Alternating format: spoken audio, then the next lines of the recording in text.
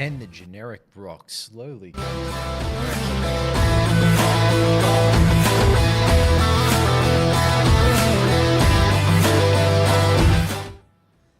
Let's bring that down and kill it. That is really weird. You'd think that for all the things that it would allow you to just kind of control everything across the board and not have it like kind of blast through at top level, but seems not. Seems I just get to eat shit. All right. It is Monday. Welcome to anyone and everyone who may be watching now or later. Hope you've had a good weekend or are having a good weekend. I kind of realized that a few of the people watching, it's either just starting into Monday or they're still in Sunday. So it's ultimately one of those weird things. I keep forgetting that because I kind of time everything based on the idea of, oh, well, America gets, like America's Sunday shows are our Monday mornings and everything else. So it always ends up being one of those weird things of I consider it this nor that. I don't know. I'm just bad at time zones. I'll just put it that way. So no alcoholic beverages as yet. We're starting the Monday. And last week was an absolute motherfucker, but the streams were a good break from it all. And we've had quite a few people end up subscribing or following the channel. So thank you very much. There was Dr. Myers 9 TTV who followed at the end of the previous stream on Friday as we were finishing out. So one, thank you very much for that. And two, thank you for being an Aussie who jumped in on the statement of how do you consider the word cunt? Like Australians consider it a term of endearment, and it's all in that tone of voice. Thank you for kind of jumping in and also kind of showing that point, because it was a fantastic moment to kind of be like, oh my God, like, yes, actually some people kind of get it. It's one of those little things. And also on the YouTube channel, we had a subscription from I'm going to have to zoom in on this. So we have it. I'm going to zoom in here. TKNBQ Hero 8, who I know we chat here and there on the Xbox 2 Discord and a few other Discords and everything. Thank you for the follow. I appreciate that.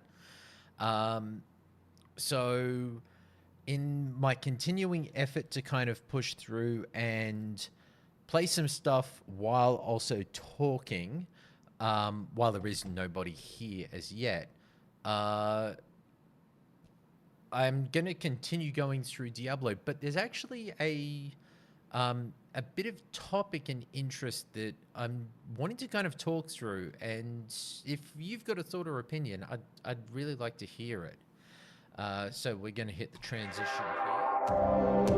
and come across. I'm going to stick my head up here, and over there is Diablo. Lobelia, my sorcerer, is now at Torment 3, which was a pretty hard push through the weekend, but I'm now at the point where the most recent achievement I unlocked was defeating the Echo of Lilith, which I am fucking ecstatic about, but it took me about an hour and a half.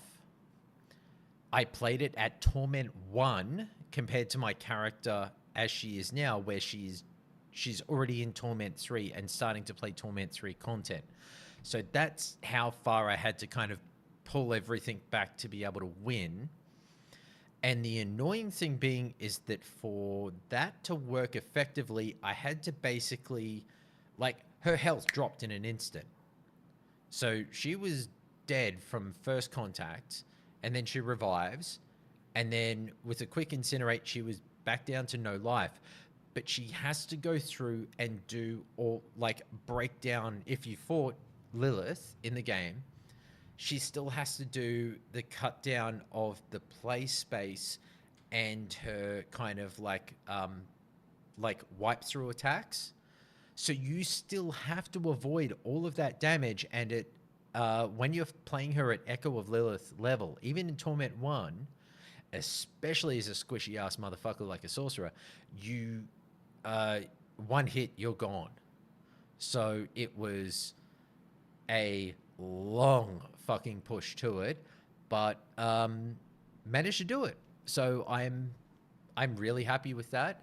There is now still, unfortunately, more achievements to get. So there's still Explore All of Estuar and 50 with a hardcore character. I find that tough. Hardcore characters are just, I don't get a lot of fun from it. The Spiritborn thing, like I've got my Spiritborn character. I want to play more on them, but I don't really use ultimates. Explore all of Nahuatu. 1,000 elites on Torment 4. That is something I'm hoping to get to, but I think for Torment 4, I'm gonna need mythic uniques, the uber uniques. However, they reach rank 10 with all mercenaries. I believe I'm going to be able to get that potentially tonight just by doing content in the background. The Rise of Dark Khazra. I've only done one thing. 25 runs of Kuros Undercity. I think I can do that. That might be another thing in the background.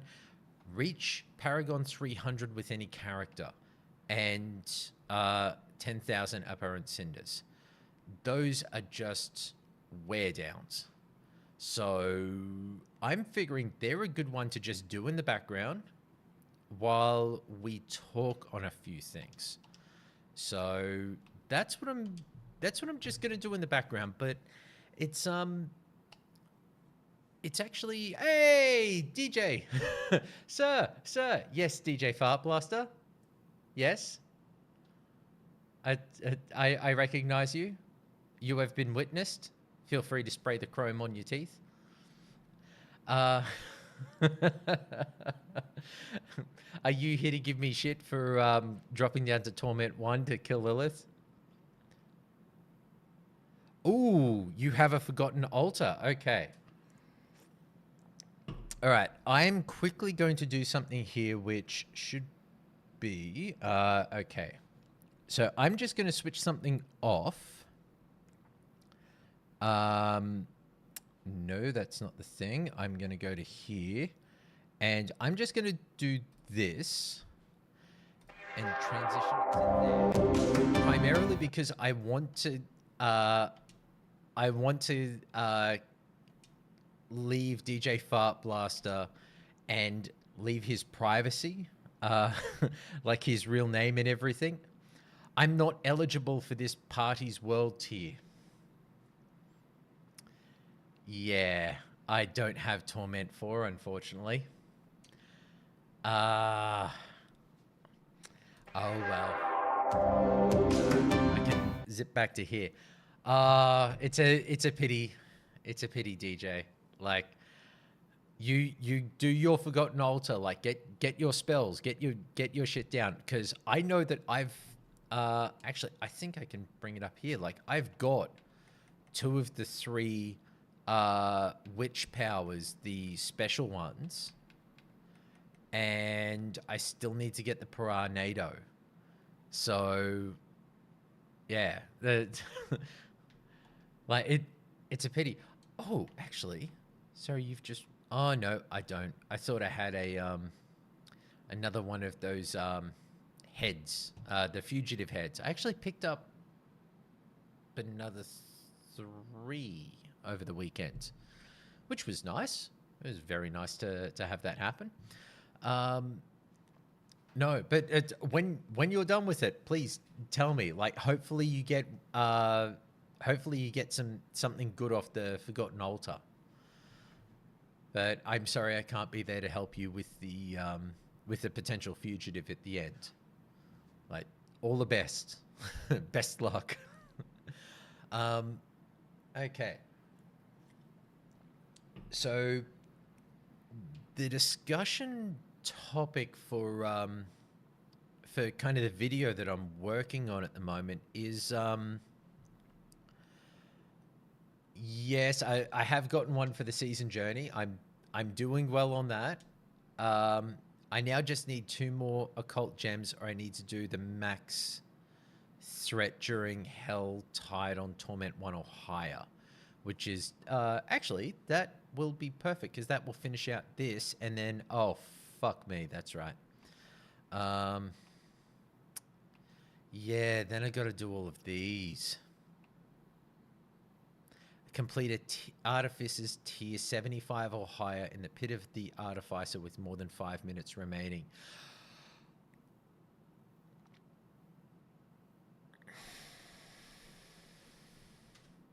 You know what? If there is anybody watching on Twitch who wants to jump in on this, like, hit me up. My gamer tag is this most a party doable at least. Yes, that is true.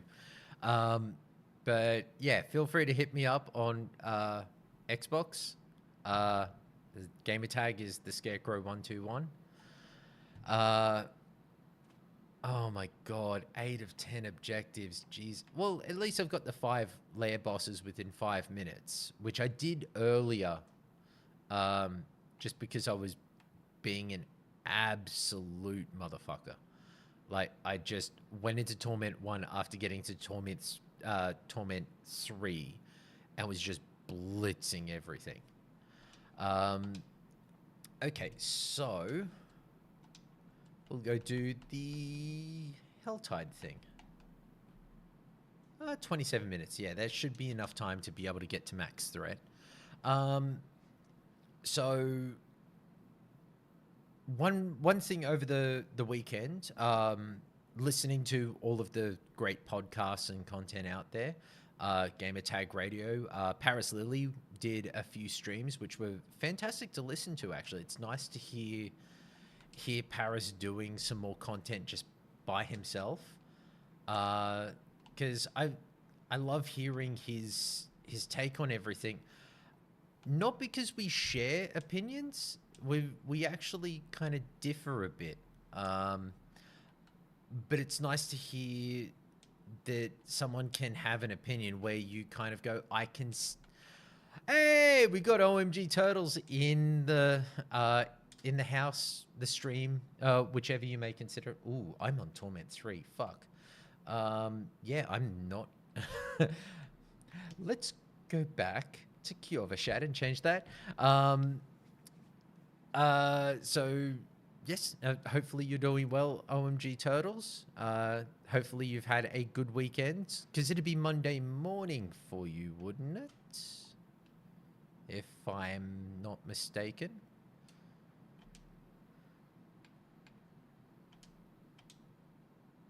Yeah, it would be. I'm just thinking about it. Like, my phone says that, yeah, it should be like 8:30 or so. Yeah, 8:29, 8:30 in London. So I imagine that's close enough time to you. I don't think you live that far outside of London, or kind of the London time zone extends most of the way across England. Ah, you finished walking the doggos. Oh, no, that's right. You've only got one doggo. You need to up the amount of doggos. 2, 3, 3 to 4. Get up to my level. Have many doggos. Actually, same time zone for all the UK. Actually, I didn't realize that was the case, because it's a bit weird. Like, along the east coast of Australia, we actually have 2 time zones for most of the year. All the doggos.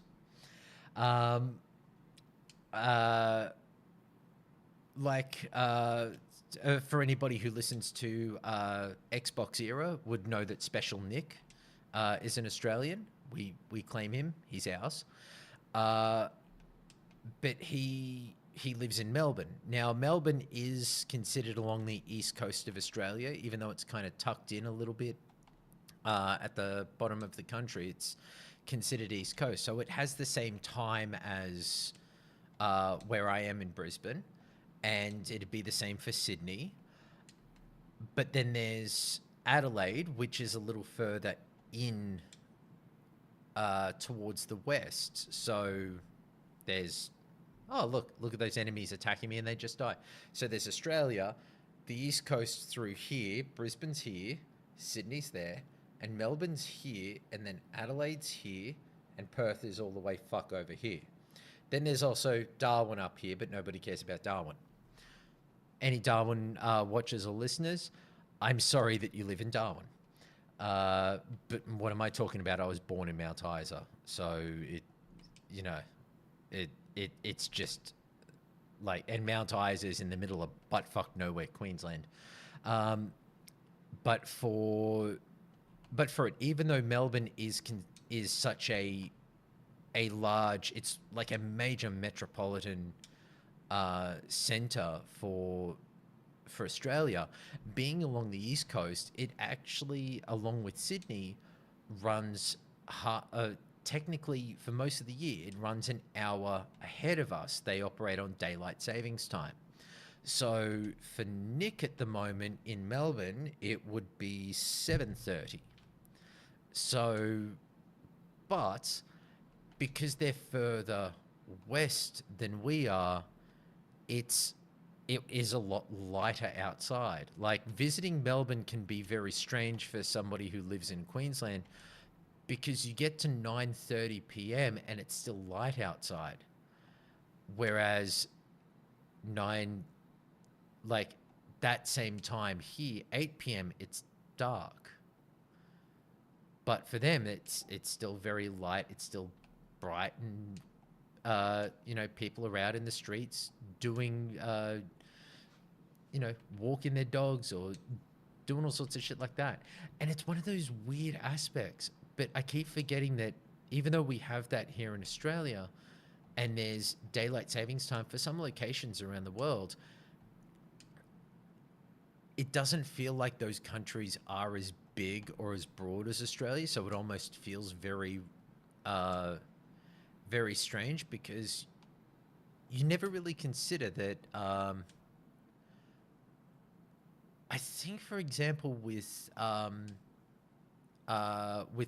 Chicago is mountain time. I think it's like central or mountain time. There's all of these different variations of time consideration across such a large country, yet some of those cities are quite close to one another.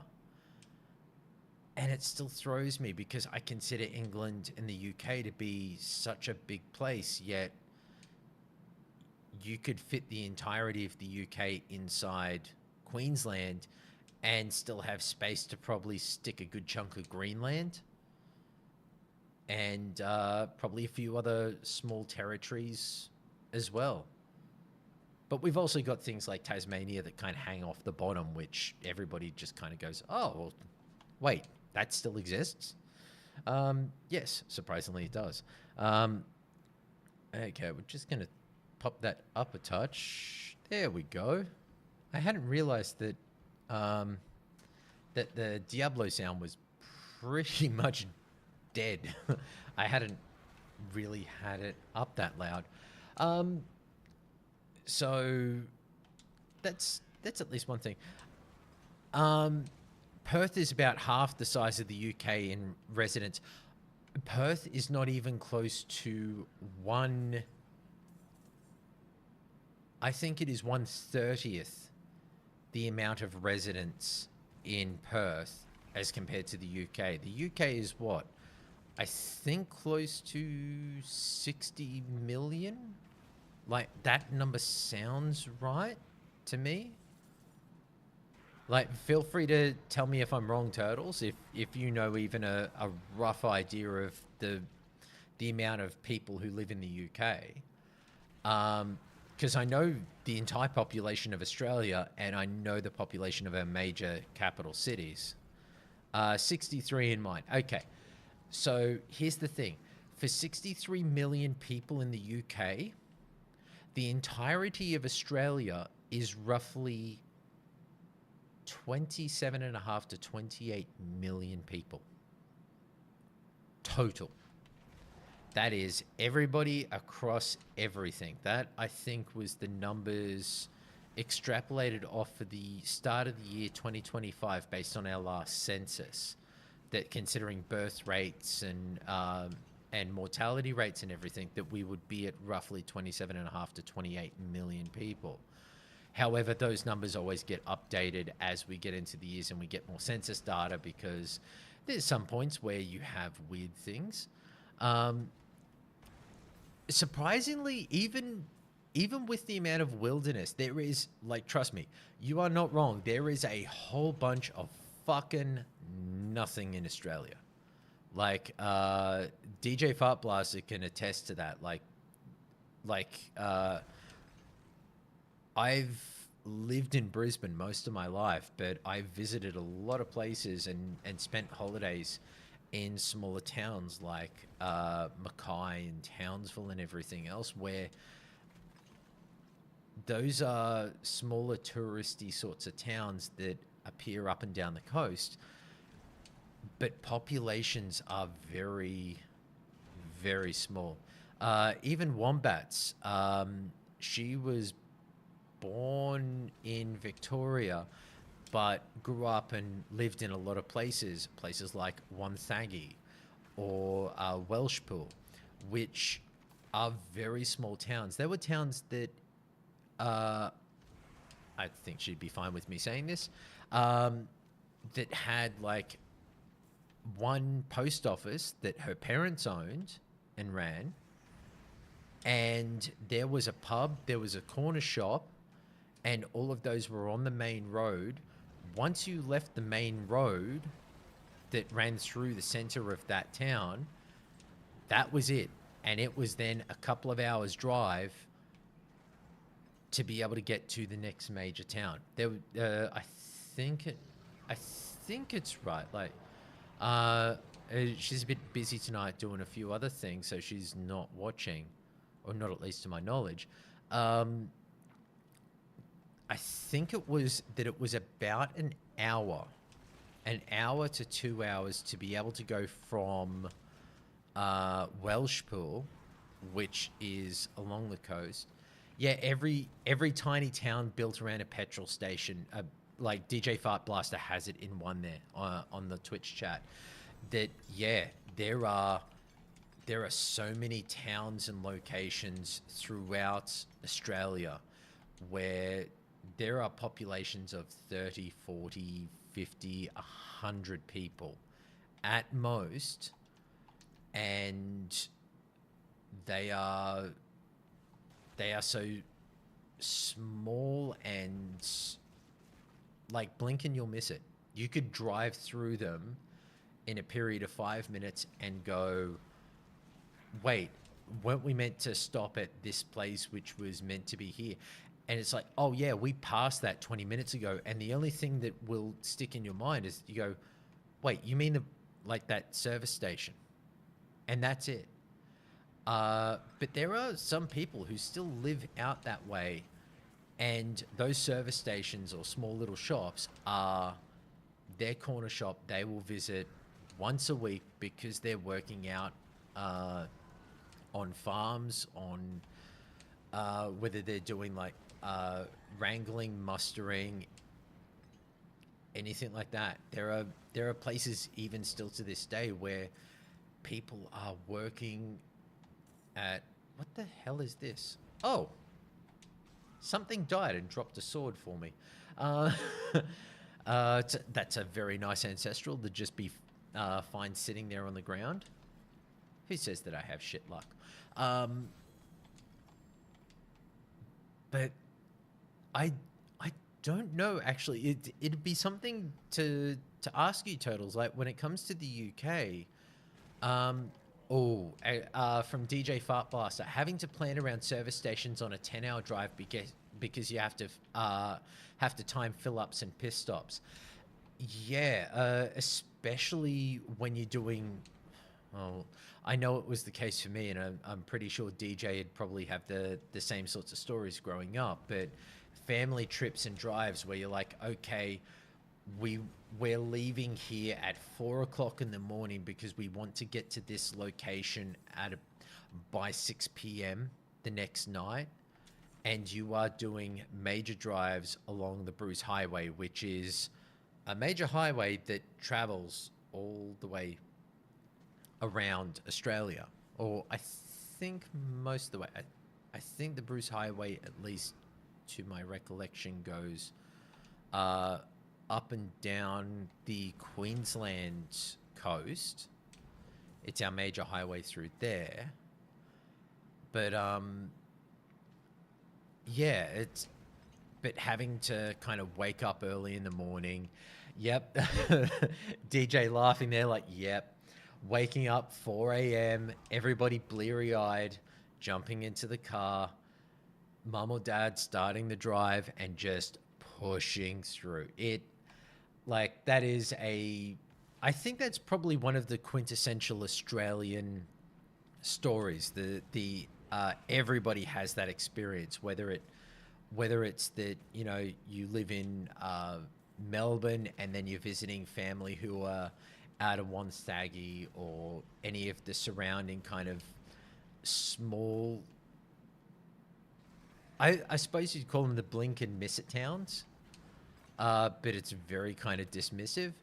But I actually wonder for that, because the UK is so small, are there many of those small towns that don't have much around it? Like you could blink and miss it, because it almost feels like those small towns are just along the line that you would kind of end up they end up becoming something bigger because people I don't know if propagate or they kind of corral around them.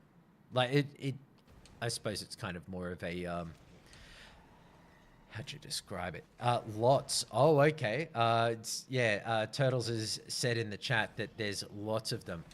See, that's interesting because it feels like I know that you can drive from one side of the UK to the other in less than a day. Like you could start in London and be in Scotland.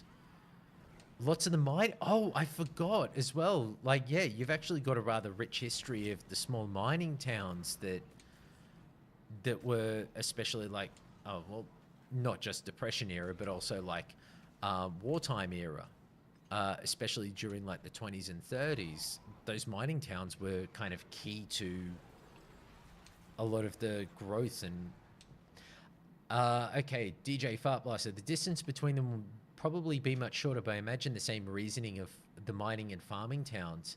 Yeah, it's that aspect I've always been fascinated by. But for it to all be inside this one time zone, it feels wrong.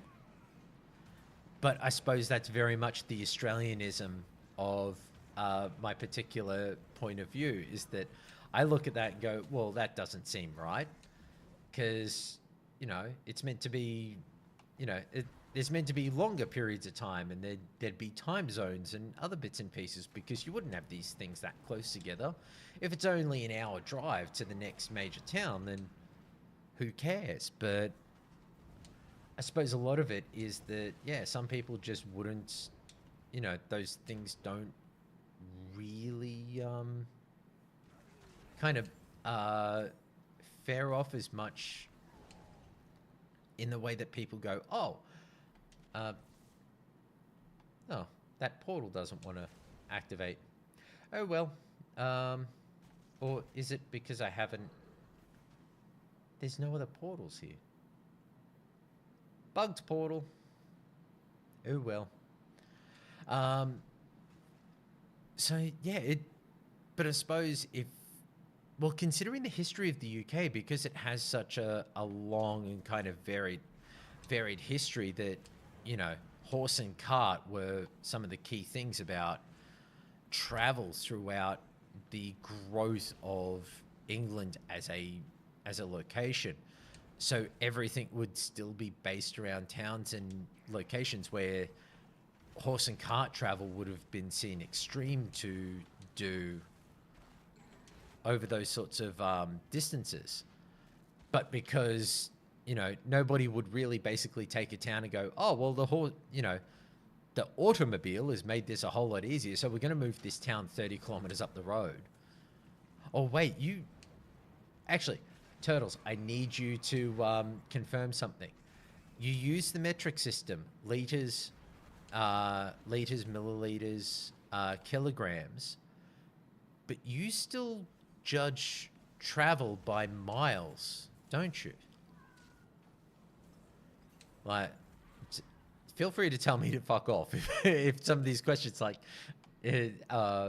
poking fun of a situation, but it's been one of those things. Why?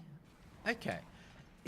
Is there ever any explanation given to kids in school about why you would utilize the metric system for weights and measurements for liquids and everything else, yet not for um, yet not for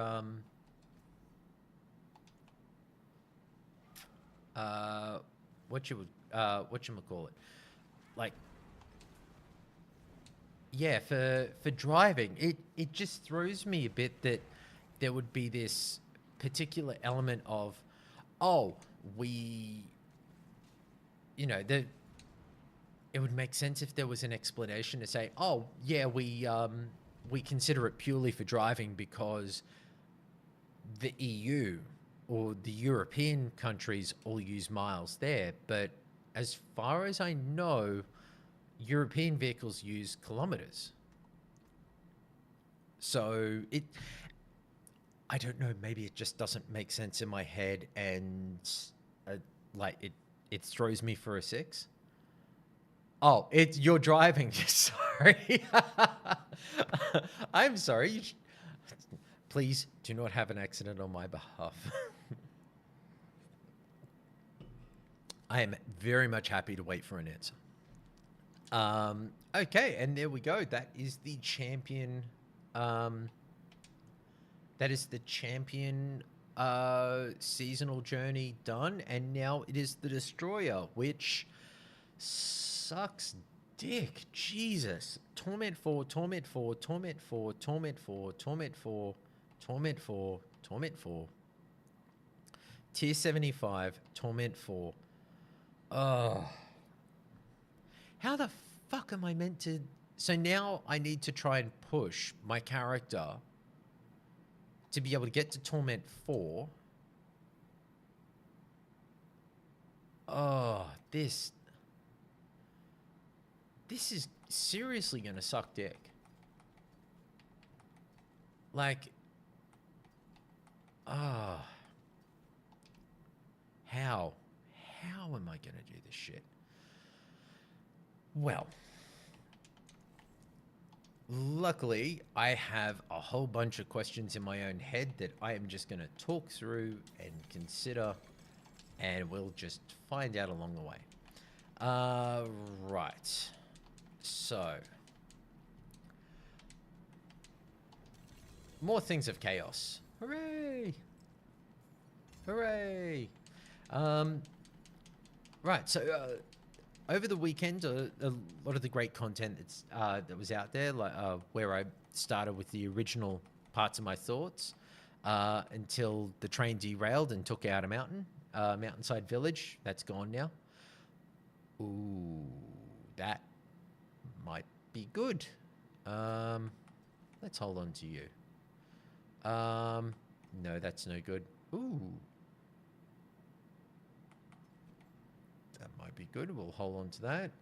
Nope, not that, not that. None of those things have a little shiny star on it, so we are going to burn those motherfuckers. it's also, oh, I actually got an aspect upgrade. That's a bit weird. Haven't seen one of them in a while.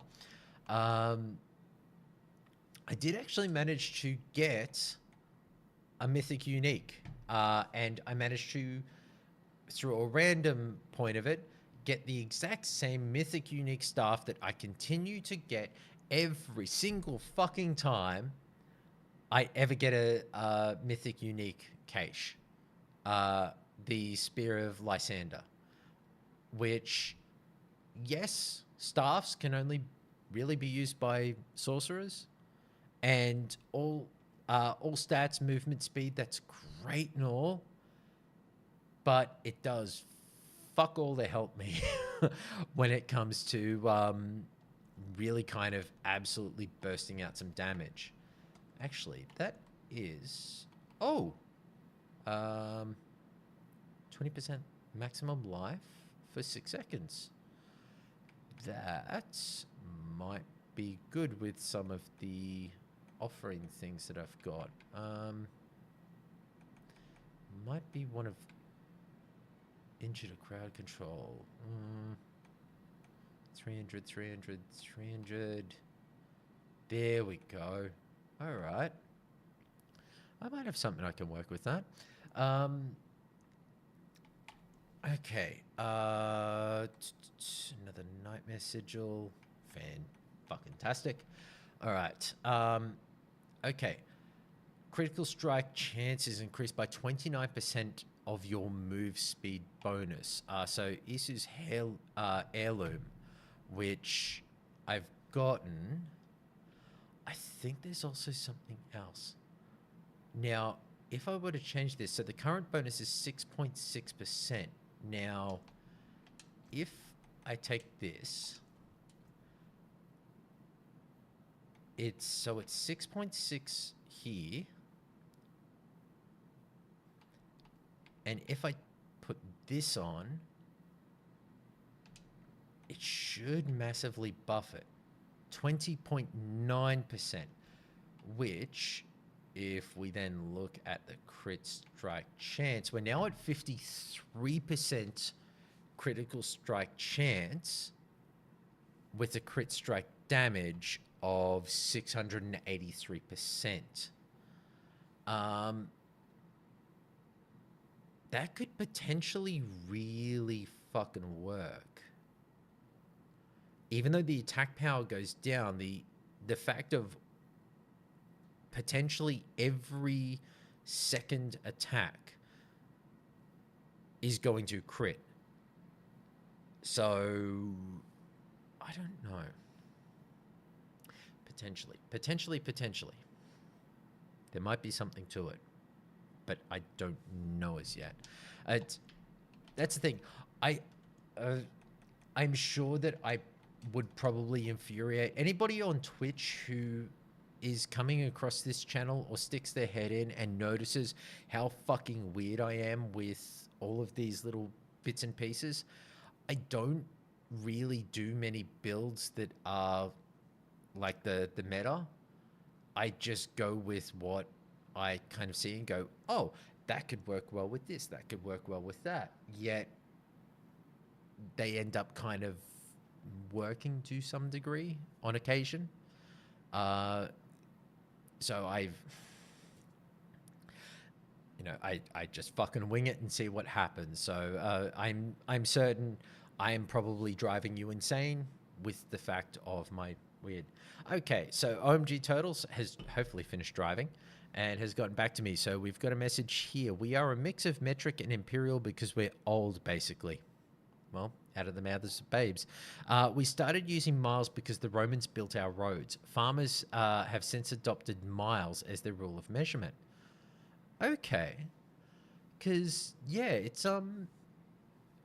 that's a weird aspect considering so much of a push to the metric system that is used so much in the UK. I suppose also to a degree with Brexit, like this, like nothing against,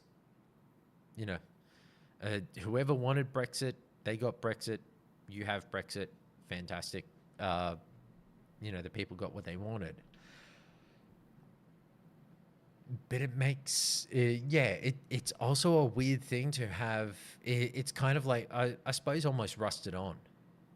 Like it would be hard to break people from it if you were to push it and go, no, it's 100 kilometers an hour, not 60 miles.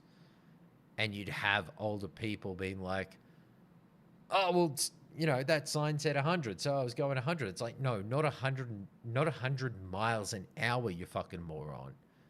100 kilometers an hour. Like, it would be too rough, I think, to kind of change all of that in one hit. Um, Again, there's stones on the outside of my town saying 3 miles away that are older than Australia. Older than Australia as an established colony of convicts, yes. Not older than our indigenous population. Apparently, they've been around for 40,000 years, which I am boggled by that. Like you look at the world and you look at those things and go, Jesus fucking Christ! Like, we've been around that long, but you know, in the infinite span of everything and anything, we are this. We are very, very minute.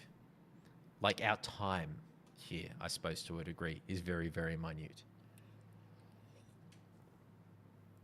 So, okay, I'm getting. Do, do, do, do. Oh, lovely little pops from there. Okay. Do, do, do, do. And everything is still working. That's fantastic. I was afraid that I'd look over and the computer's on fire, and I'm just like, oh, well, looks like everything's going well. Okay. I'm just going to try this because, fuck it, why not? We've got that. We've got that. I think if I were to turn back time, if I could find the way, Cher would probably sue me for taking her song. I might just swap out one of these things because I know that the flamethrowers aspect is still considered fantastic. Like, it is really great for damage. And that's the only other piece of legendary gear I've got. Jesus. So I wonder if we've got anything here that would kind of help, either with survivability or critical chance, actually. Deep freeze. Oh, wait, hold on. This puppy here. I love this. I think if you greet the dogs. Where is it? I think it's hello. There we go. You give the doggo a pat on the head. So away from the fact that I just interrupted what I was doing to pat a dog on the head, that's just who I am. Right, so let's have a look at these. Yeah, nothing really that kind of uses that. Although some of the utility spells can occasionally. Well, Flame Shield we've got. Damaging an enemy, not really. Lucky hit chance increases by 30% while we have a barrier. Casting a pyromancy skill immobilizes enemies for 0.9 seconds. That could work. While enlightened. Although, how do we become enlightened? I suppose that's the question. Why can't we get the Dalai Lama for a moment like that, where when somebody asks the question, how can I become enlightened? I'm surprised that he doesn't like jump in on the chat on Twitch or something like that. And is just like, I can help you. Consider these things, like, you know, be better, be greater. Um, that would actually be a fantastic way for when you consider and talk about how to reach and engage with people, like jumping in on a random stream. Like, can you imagine, like, there's a Twitch streamer I watch when she's streaming, Nixie. Fantastic person, fantastic streamer to watch. One, because she's Aussie, and two, because she swears like a fucking sailor. And I think that those two elements are fucking amazing when it comes to Australian women have a cursing lexicon and tempo, like a cadence to their swearing that is, it's musical. Like, it's okay. We were talking about it on Friday, the word cunt. Now, there's the Australianism of using that word to describe a mate. You know, like actually, my sister called me about something today. I missed her call, called her back. She missed my call. She called back. I answered the phone. Sup, cunt. Now you would think, like, you don't answer, like, to your family or a young woman. You don't answer the phone call. My sister expects that from me. It's our way of being able to chat with one another. But those, like, that sort of interaction, there is a musicality when you hear a woman get really fucking pissed off. I mean, really, like, it's pushing the line, and you can just see me like, that fucking cunt. There is something to it that is just one part hilarious and one part scare-rousing, which is always just an amusing element. I know it's probably not amusing for the people who are being annoyed by a cunt, I suppose. But there's a kind of amusing side element to those things that has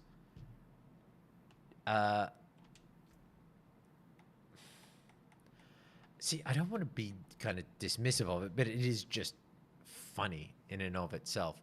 And yeah, and Nixie, I'll admit, she's just a kind of back and forth, really great, just chill streamer.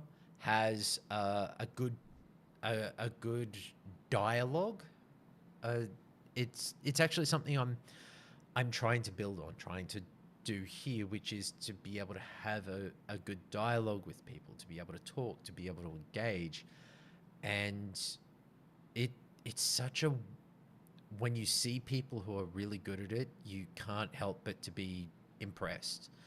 It can be tough to do that, especially by yourself. Like, I will admit, there are still points here where I am standing here and my mind goes blank and I fucking panic. And you will hear me fill the air with noise because I'm trying to put the train tracks down as I get to it. Like, it is the Wallace and Gromit gif. It is Gromit stuck to the front of the train, putting the train tracks down as he's getting to it, because you kind of go, oh God, it's just me. I'm the only person here. What do I do? She makes it look so effortless, and it comes from part skill, part time, learned skill, but also just a comfort, a capacity to be able to let go of the worry and fuck up live on the air, which that is just awesome. That just impresses me endlessly. But away from that, we shall continue on with what we're doing here. So I have all of these other little bits and pieces. Ooh, okay. Now, what I could do is there's this set of boots. While, yes, less in the masterwork, but it's already maxed out on critical strike damage, I could then use that to increase the critical strike damage that I do, which then, with the critical strike chance, is then going to buff everything through teeth. It's one of those weird aspects. I keep looking at it, wondering how, there are probably, well, actually, DJ Fartblaster, and if she was watching Wombats, would probably be able to kind of guide me and go, oh, change this out or change that out. But there's also that. But 373.2% fire and cold damage is just... that is pretty damn good. I'm just going to swap this out and see what happens. Huh. It didn't actually change it that much. Okay. Let's have a look at what else we can do here. Like we can... I think we can masterwork it, but we need to temper it first. Damn it. There's always so much shit we have to do. Okay. So let's do some weirdly crafting, which is what I can do here. Nah, let's go for incinerate. Let's just burn everything up. There we go. Perfect. So, see, that's the thing. There's a lot of people who go straight damage, and I understand it. Then pyromancy finesse. You can then do more fire damage, but we could also do pyromancy critical strike damage, or we could just do more critical strike damage, or we could do more core damage. There's so many options. But then again, I'm a basic wolf. And yes, I refer to myself as a wolf because I figure when it comes to wombats, she has 5 dogs.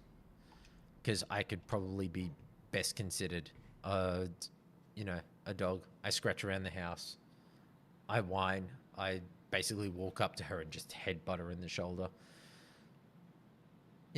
When you've been together for so long, you don't need to ask for affections. You just kind of like headbutt people gently in the shoulder, and they understand. Give you a tussle on the head, slap you on the ass, and you walk off. You're kind of like, okay, I've been recognized, and off you go. Speak of the devil, and she may appear. Okay, so now, when it comes to masterworking, I've actually got enough. This should be interesting. I suppose I should... That maximum life, as much as maximum life is kind of good, I wonder if I could get a roll of something better. Wow, okay. I could go more critical strike chance. Fuck it, why not? And one last... Yeah. Okay, so critical strike chance. I think, should now be at like almost 50... I think we might almost be near 60%. Oh, let's have a look. 60% critical strike chance. Damage over time cannot critically strike. That sucks. That sucks.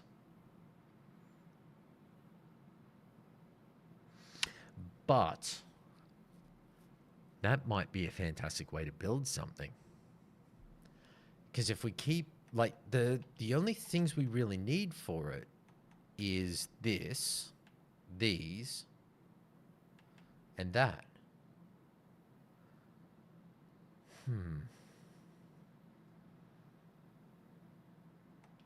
I do not know. Oh, hey, Mishkin. Welcome. No, you cannot hide with your little duck position. You are seen. How you doing? Um, uh, okay. Critical strike chance will not affect incinerate. So what can we use instead? I am, Mishkin, I am doing pretty well for a Monday. Like, so far, so good. It's a pretty relaxed day so far. Um, yeah. Yes, it is Monday here. Monday in the Australia. Oh Jesus, that could also be why I've been taking a whole fuckload of damage. We might. I've just gotten 4 points in that, so I might pull that out and throw that into.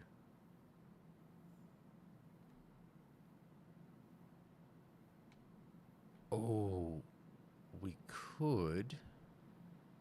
We could very much. Because I think. I think it's a. Ooh. If you stun an enemy, and I think critical strikes with shock skills have a 6%. Okay, that's a lucky hit though. Jesus. There are way too many options. Way, way, way too many options. But I think if we go with this, 3% chance increase, 30% chance.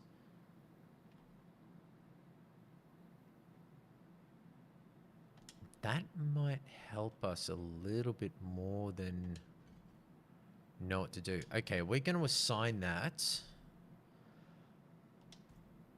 And we are going to steal something that I know that a lot of people are going to hate me for, which is I'm pulling out the ultimate because fuck it. I don't like ultimates. I've never really been a fan of them as a skill. They never really work for me. So we will change this to there. And we've got that. Okay. I think we might have something here. All right. Now, we are in Torment 1, so...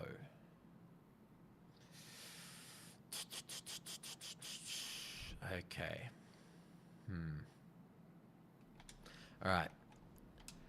We're going to do something stupid and go all the way up to Torment 3 with what I've just modified.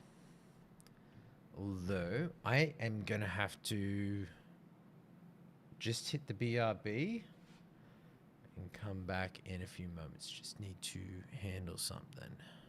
So, we'll be right back.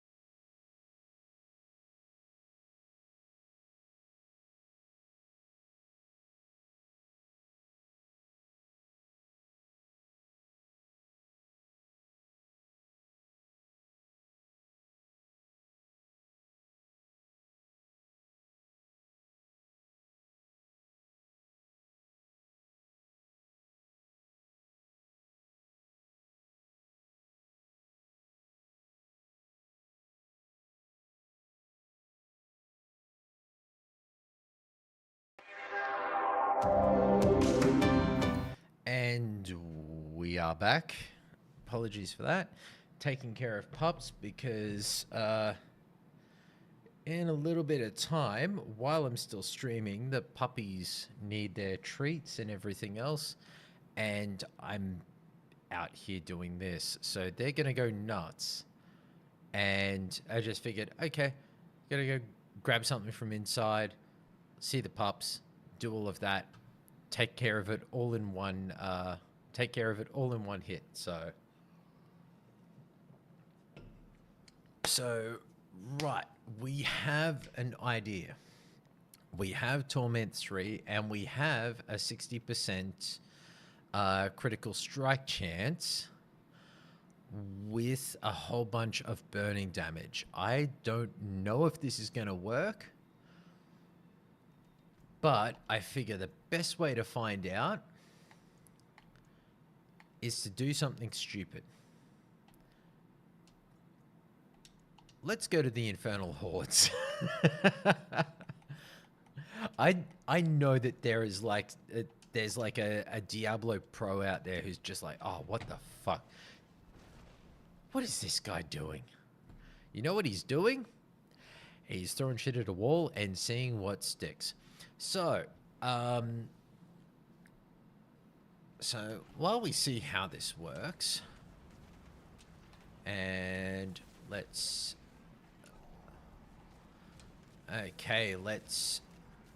oh, that's right, we've got the shrine effects on all of this. Fuck yeah. Okay, this works for me. When it comes to a lot of the Xbox content creators that I listened to over the weekend, the kind of discussions, especially with what happened over the weekend or over the end of last week, the announcement that that Forza Horizon 5 was coming to PlayStation, which I'm all for. I think any idea that kind of gets more games out there. It does kind of strike me as a bit weird that Forza Horizon 5 would be the game. But then again, that's just me. It's just a weird thing because licensing. I don't know if everybody's familiar with it, but when it comes to games like races and everything else,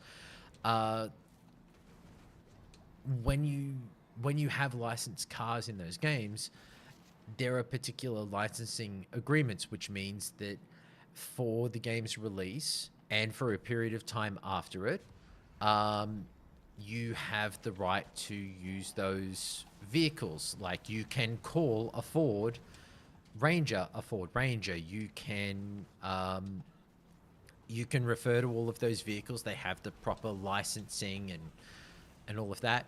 No crash damage in GT as an example is actually a very good example that when it comes down to a lot of racing games, crash damage is actually a very key thing. Back in the day, a lot of people remember Metropolis Street Racer it was called Metropolis Street Racer for the Dreamcast, but it was made by Bizarre Creations, who were the developers behind Project Gotham Racing. When the Dreamcast... Holy shit. This is awesome. When the Sega Dreamcast basically finished out its time, Bizarre Creations were obviously looking around and going, okay, what are we going to do next? Microsoft, I believe, reached out to Bizarre Creations and went, we like Metropolis Street Racer, we would like a racer for our console. Would you be interested in doing something? And they used Metropolis Street Racer as the kind of template, because Project Gotham Racing uses the same system. It uses Kudos for its additional kind of scoring system, drive with style. It uses the same elements of sections of cities in the world that are photogrammic uh, before photogrammetry, where they would use basically pictures and make it so that it looks like the area. But especially for the vehicles in Metropolis Street Racer had the right names, but they did not have the licensing, so those vehicles couldn't have crash damage to them. But it was licensing back in the days when a game would be purchased on a disc, and that was the only way it would be out there. Since games now have a particular, like a digital storefront that you're able to purchase them at all times, licenses now have terms and restrictions to them, which kind of locks them down to a particular method forward, which is generally that if the game is available, like after this date, after the license has gone, has finished, you cannot sell the game because you don't have the rights to use those vehicles, licenses, names under the restrictions that were placed. Because if the Forza Horizon games and the Forza games in general didn't have damage to the vehicles, they wouldn't have any issues. You would be able to have those games, and that licensing would have a more open element to it. But because the licensing for the vehicles has branding and certain requirements in that licensing terms, there has to be an end date to it. But for Gran Turismo, as an example, as Mishkin brought up, for Gran Turismo, there is no crash damage because they're working with a limited license, which is that the vehicle must always be presented in the best way possible, that there is no way to see fault with the vehicle, and that the vehicle must be a reasonable facsimile of that vehicle's representation by the manufacturer, not a driver, but a manufacturer. So those sorts of terms and agreements come together. Now, with Sony getting Forza Horizon 5, that would generally imply that maybe we're not getting a Forza Horizon 6 for a while. But But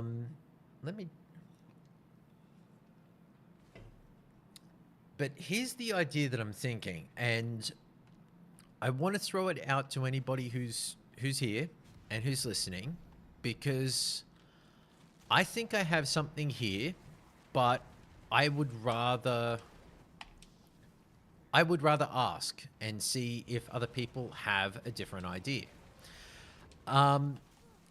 When it comes down to all of this, everybody keeps going, oh, well, all games are going day one. All games are going day one across all platforms and everything. Now, anybody who understands game development knows that probably won't happen for a while, because ultimately you're going to have to build up every Xbox studio out there. Not every single one of them has enough staff to be able to then start going, okay, we are putting out this game, and we are going to be able to bring this to the Sony platform as well as Xbox as well as PC. Like, multi-platform development across a whole run of platforms at once is not an easy task. You need to, like, I won't say who it was, but a developer who worked here in Brisbane did talk about the fact that when they were developing a game this was back in 2009, 2010, 2011, around that area, that working on a PC version alongside an Xbox 360 version and a PS3 version, that they had certain engineers who were working specifically to take the game that they were developing on PCs, and then have some engineers who were working on adjusting the game, working elements out with the main development team to be able to make it work best on 360. And there were some engineers who were focusing on trying to get it to work and be performant on the PlayStation 3, while the main team were working on getting it to work well on PC. So all of those efforts have to come together so that each of those teams has what they need from the game and the time spent on their platform to be able to make it performant and to work. Now, I'm by no means saying that Xbox are not capable of having these teams work in a in a manner to be able to manage all of this with standard development. Because I'll be honest, there are incredible teams out there, and they can do awesome things, especially as well if you're using third-party tools such as Unreal. You do have some of that lift is taken care of by the fact that your engine itself has a lot of plugins and API level elements that you're able to very quickly work between.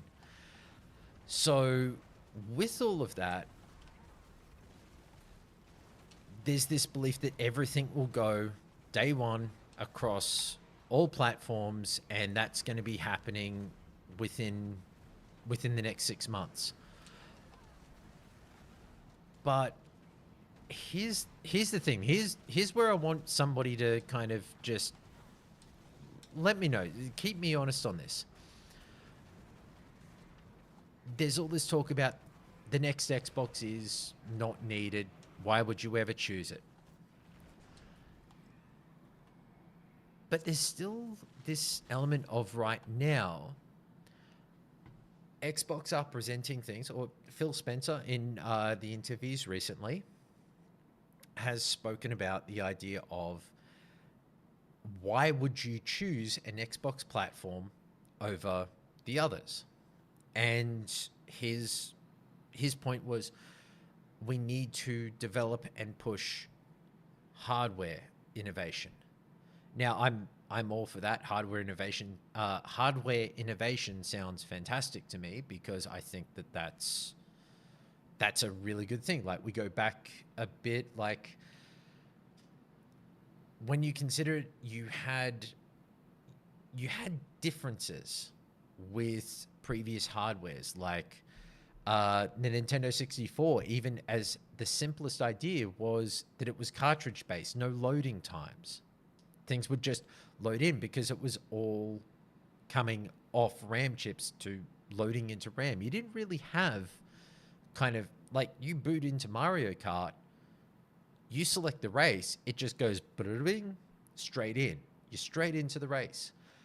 Loading times and everything else have become some of those differentiating issues with particular levels of hardware. Then we've had DVDs and Blu-rays, and now we have NVMe SSDs, we have storage cards, we have dockable consoles, we have differentiation. But there's this one element that throws me a little bit, which is to sell the idea of an Xbox is that you're going to provide options with that console that nobody else can do. Now, when that comes into a platform, how do you get, like, if you can't get people away from a PlayStation to come to an Xbox right now with the games that are currently releasing, how are you going to do that in the future? And there's an element where people have gone, well, Game Pass might not be the best thing anymore, because is there going to be a potential? Is there going to be a future for it? And this just kind of came into my head.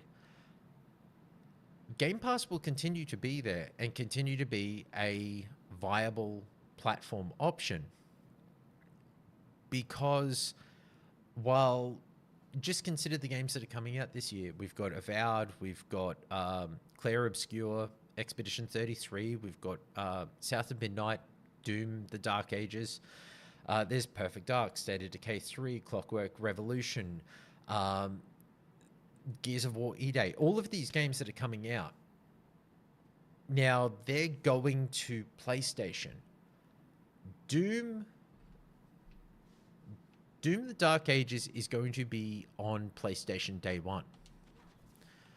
Because id Software have said, we've done multi-platform development. We know what we're doing, and we can do that. We've got the engineers, we've got the tech, we know what we're doing.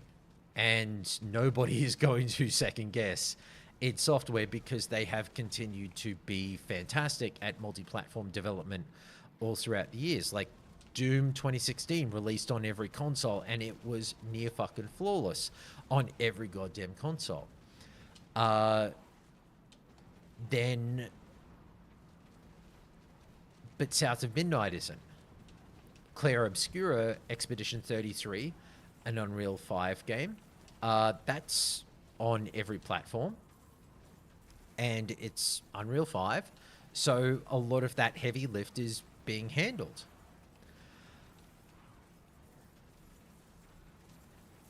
But when it comes down to it, a lot of the future games that are going to be coming through, they're not going to be able to hit day one. And it'll take a little bit of time. But when it comes down to it, every day one title, even if it starts to hit day one across everything, every platform, everything, when we really consider and bring it down to what is the what is it that you really get from Xbox? If you've got a ever-growing bigger catalog in Game Pass, you're starting to remove the potential of leaving one platform to go to another.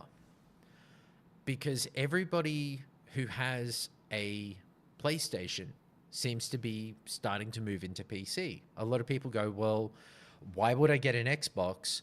I've already got a PlayStation and I've got a PC. So I can play those Xbox games on my PC. But if PlayStation is going to start to go to PC, which, look, I'm not a naysayer, I'm not a Doom, I'm not a prophet of Doom or anything. I think that PlayStation's going to put more games and they're going to start to go even closer, potentially day and date on PC, because that's the smart thing to do and they want to make money. I don't know what the sales, actually, I can bring it up on my phone. I have not looked into, what is it? Spider-Man. Spider-Man 2 released on PC on Steam. I think it was last week. So let's have a look at the top sellers. Kingdom Come Deliverance, EA Sports FC 25, Steam Deck, Sid Meier's Civilization 7, 8? No, 7. And then Marvel's Spider-Man 2. Underneath that, we've got Monster Hunter Wilds, Path of Exile, Foundation, Red Dead Redemption 2, and Enshroud. They're the top sellers in just, like, Steam itself. EA Sports FC and Kingdom Come Deliverance and Sid Meier's Civilization 7. All being ahead of Marvel's Spider-Man 2 kind of shows in a sense that maybe you lost a little bit of the potential audience with it. And I know Jez Corden has spoken about this on Xbox 2 before, about the fact that with Sony doing individualized like chewing up their own marketing budget to a degree in what's happening for any of their releases. If you do day and date, you're able to use that marketing money so much smarter and so much better because you can utilize it to sell across all of those platforms, only spend the marketing money once, and you're then able to hit the largest possible audience in one fell swoop. Now, that to a degree makes sense to me, but it's strange that for this, like Marvel Spider-Man 2 is meant to be this massive, you know, huge, like top of the line title. But if it's not getting the attention that they kind of want or need for it to be relevant or to potentially make a shitload more money to make back potential investment or return of investment dollars, then it would kind of imply that for the future of how they want to go, it's going to be smarter to just move in one hit and take these things out. Holy shit, I've actually got 200. I didn't think I would get 200 Ether.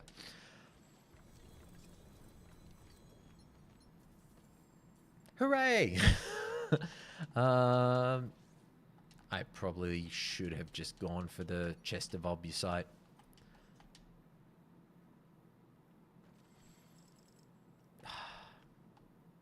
I'm disappointed. I really should have gone for the chest. Okay, let's head back to Kyovashad. Well, it at least proves that that build works, but I think definitely an incinerate build is not the way to go for it. It would probably be best potentially with a fireball build. Thinking about it. Because if you went not Endurant Faith nor Fists of Fate, I think... no, not that. I know I've got a pair of them around here somewhere. Let's see. Flame Weaver. Here we go. Nope, not that.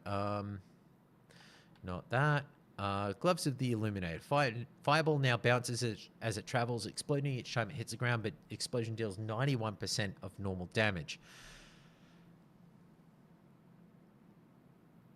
That, with the critical strike chance and the fireball attack speed, that could potentially then, each of those fireball hits could be the big burst of damage. Now, normally a lot of people use it with this, but what we want is the movement speed plus that critical strike off the boots. So let's try this. Let us try.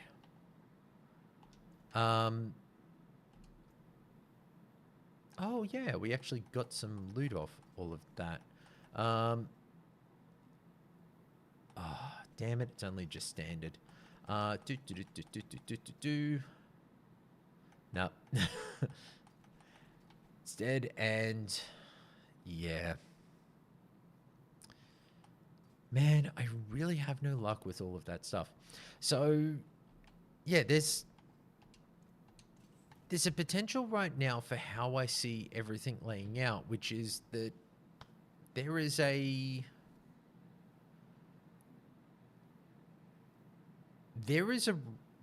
world right now where the possible movement forward for Xbox in putting games everywhere, in opening up the platforms, in presenting everything to gamers, which is that instead of saying you must, you need, you have to have our platform, our products, our services, they're going to put the power in the customer's hands by going, if you want to get it everywhere else, we are not going to stop you from paying the $70 a hit. We want you to play, and you are welcome to play We encourage you to play. We are going to try and remove every barrier to you playing. That puts a level of control in the customer's hands. But the element there will be that the customers themselves are going to start realizing that more and more of the games that they're playing, they can play on Xbox, and that when you're, okay,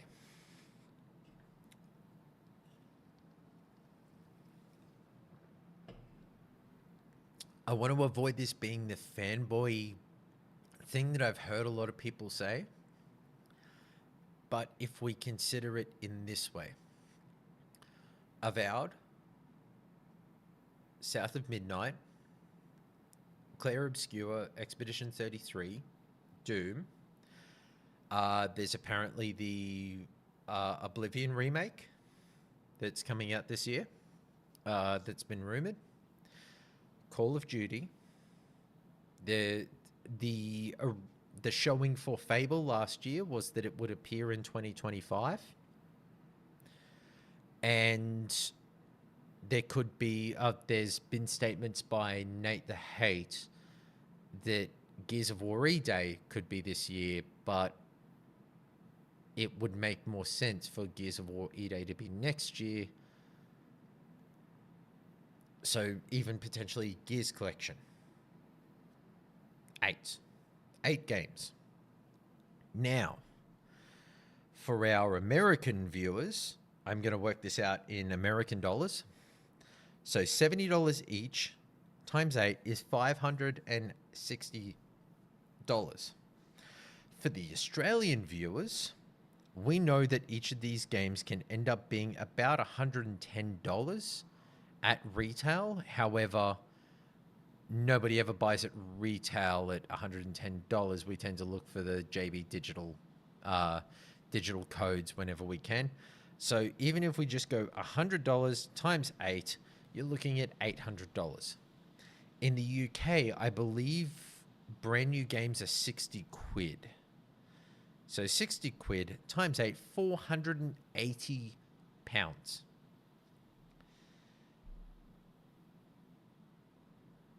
$20 a month for Xbox Live Ultimate times 12 is $240. Now, if the games are making more money through PlayStation, through Switch, through PC, that this kind of back catalog of games and some newer ones are coming through, that Call of Duty is still making its massive amounts of money, Microsoft is going to be making plenty of money. They're going to deliver good profits, good dividends, and they're going to continue to grow the business, which then means that Xbox as a business continues to be able, if they are like, here's the thing, everybody goes, they have to make back 70 plus billion dollars.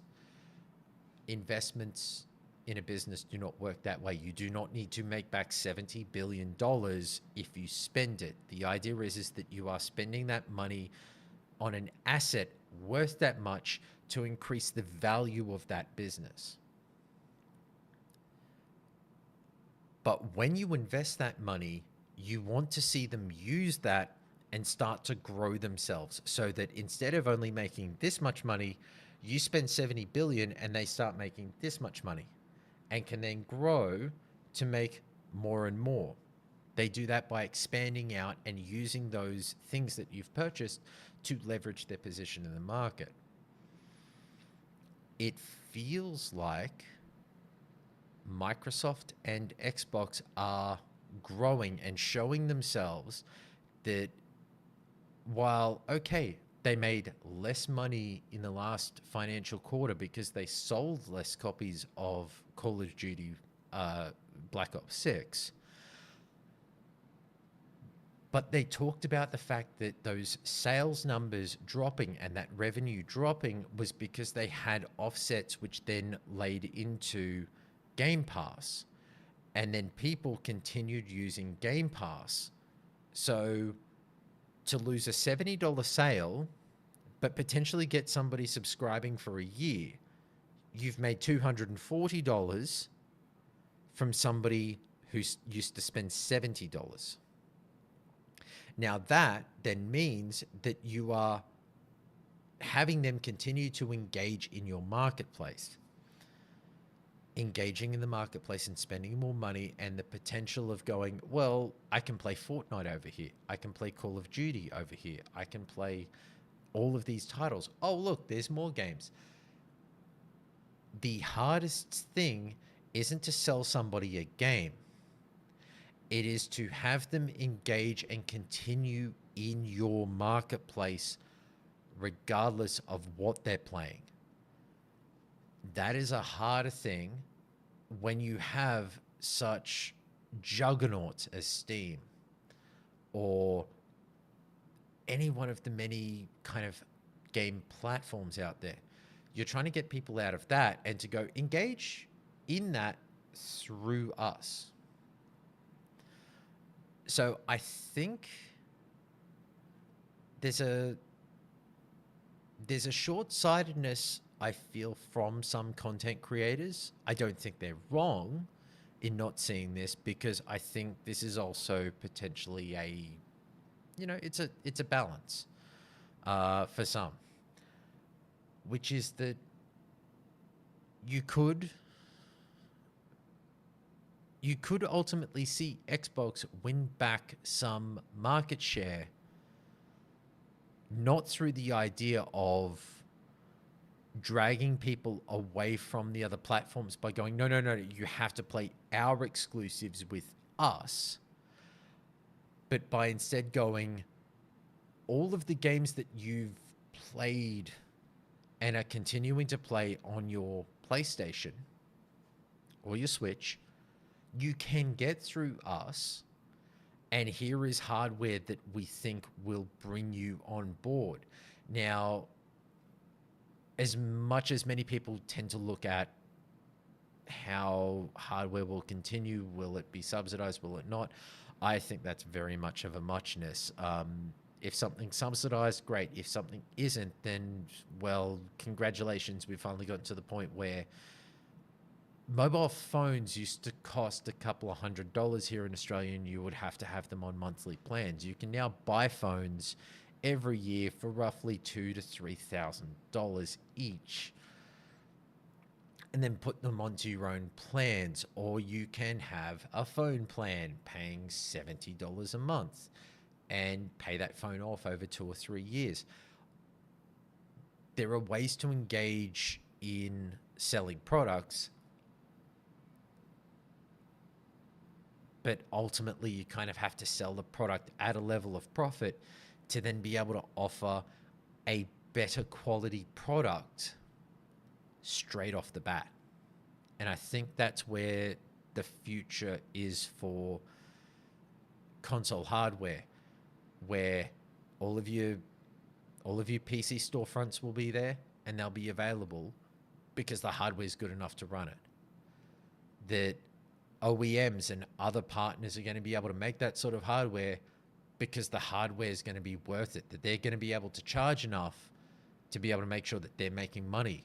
That the only way that these markets ever continue is when everybody's making more money.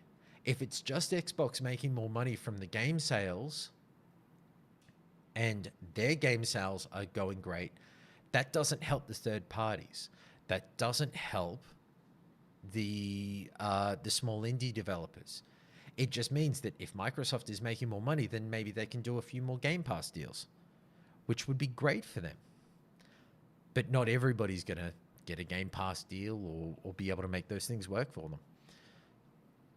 So the only way to make it make sense for everybody is that somebody should be able to build once, have it go everywhere, and have people be able to play wherever they're going on a device that suits them, that does something that nothing else does. And I think it will be the very thing that I do here. I'm playing Diablo 4 right here. When I finish the stream, I close down the game, I grab my little card out of the back of the console. I've got a Series X down there. And I take that expansion card, stick it in my pocket. I go inside. I sit down on my in front of my TV in the living room. I plug the expansion card into my Series X up there, and I continue playing the game. Now, imagine if you could do that between a home console and a handheld and your PC and something like a ROG Ally. If your game can follow everywhere that you're going and potentially push the game across or allow and make sure that games saves and all of that content goes quickly across, easily accessible, that's the future.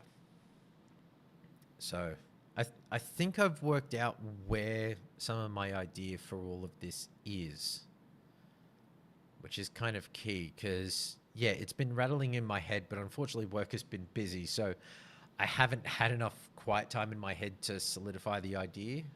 But I think kind of talking it out a little bit, I now have something. It's not a really good something, but I think it's something at least. But we shall see how that goes. Okay, so we're heading just towards 2 hours. So I was going to call it there. It's been a good Monday night. Thank you to DJ Fart Blaster and Mishkin81 and OMG Turtles for popping in and saying hello. And again, thank you for the subscription, TKN Hero. I'm going to leave you guys with something that I haven't really said to anybody else. Oh, actually, I've gotten a response. So, yeah, so stream exclusive, I suppose. Over the last, forever and a day, whenever I listen to content creators and people doing podcast shows, bits and pieces, you might hear my name, Scarcely Relevant, come up for like gifting super chats or memberships or bits and pieces here and there, because I listen to a lot of this content. I like hearing the very much broad views. Special Nick on Xbox Era. I think he's got one of those unique voices and a very keen understanding and a lot of memory for a lot of great games. So I reached out to him because I had a particular idea. And when I thought of this idea, I was like, he's the sort of person that would actually be fantastic to be the knowledge of the show, to be the person to kind of like have the show's personality, like have a host, but have like him as a host that is kind of tested to really like utilize one of his amazing skills, which is that listening to him on shows, when people start talking and asking questions and being like, oh, I remember this game, it was on the Dreamcast and it was something like this, he'll be the person to instantly pick up and be able to name it. Like that's a fantastic skill. So I sent this idea to him and he came up with, he threw off a punny title, which I won't ruin here, but it was fantastic, and just something in the idea that he added to it has become something I've actually developed into a proper show. And we're currently working out, but we'll probably record a pilot at some point through maybe this week or next week. So depending on time and circumstance, there might be a stream that I'm not going to be able to do because we might be recording this. Depending on how we go though, if I can get things running in a sense, I will actually, if we're going to be recording it at around the time that we would normally be streaming, if he's okay with it, we might actually stream it to the channel. So Um, the key thing would be like I don't know how we would use audience interaction with it. It to a degree, there's still some things to kind of work out on the fly. But if we do, I'd be very interested if you catch it live, like interact, say things, throw shit at us, um, or when it's actually done, if we don't stream it, I might actually put with his permission. I'll once the show's edited and put together, if we're not going to put it on another channel, I'll put it through here and actually have it as a live stream that will go out, and I'll be in the chat talking with everybody. So that might be something that's coming up. So there might be an interruption to the schedule. Also, still trying to get the weekend streaming worked out to be something that's a little easier. It can be a bit tough because weekends can just be like coming down off everything, because everything is 5 days a week. I'm at work and we're pushing through and getting shit done. And then 3 days, 3 afternoons after work, I'm in here doing this. So I don't really get much downtime per se, but it's also still really fun and I'm enjoying it. So it might be that weekend streams will work out something, but I'm also up for suggestions that if we should probably change some of the time so that they're a little friendlier to the US or potentially to the UK and everywhere else. But with that, we'll pretty much call it there. Thank you everybody who stuck their head in and had a bit of a natter. And thank you to OMG Turtles for being able to guide me through that the UK has a mixture of metric and imperial because they're old. And DJ Fart Blaster for reminding me about all of those little tiny towns built around petrol stations throughout Australia. Because yes, we have a lot of them. And with everything else, Michigan81, thank you for popping in and being a returning chatter. It's nice to see you in here.